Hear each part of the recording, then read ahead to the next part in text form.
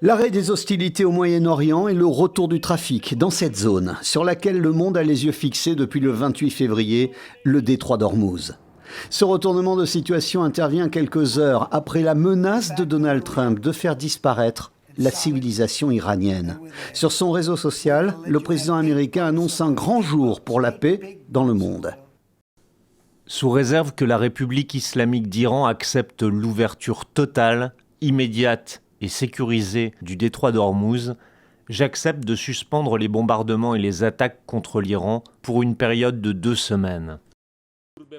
La télévision d'État iranienne diffuse quant à elle en boucle les manifestations de joie à Téhéran. Les États-Unis se sont engagés à mettre fin aux résolutions anti-iraniennes, à verser des indemnités, à se retirer de la région et à cesser les hostilités sur tous les fronts. En contrepartie, l'Iran a annoncé de négocier à partir de vendredi avec les Américains pendant 2 semaines à Islamabad, négociations sur un texte. Outre l'arrêt des combats et le maintien du contrôle iranien sur le détroit d'Ormuz, ce texte prévoit, selon Téhéran, l'acceptation par les États-Unis de la levée des sanctions sur le régime iranien et la poursuite de l'enrichissement de l'uranium par Téhéran.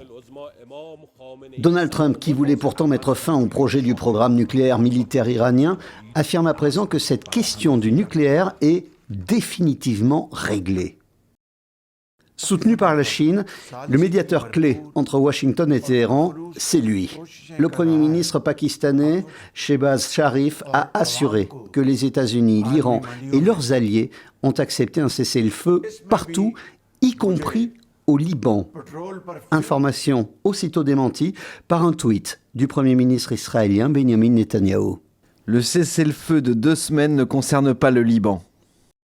Conséquence immédiate de ce cessez-le-feu, après 40 jours de conflit, les bourses sont toutes reparties à la hausse, à commencer par les places asiatiques. Quant au pétrole, la perspective du retour du trafic à Ormuz a fait chuter le prix du Brent de 15%. Le baril repasse ainsi sous les $100.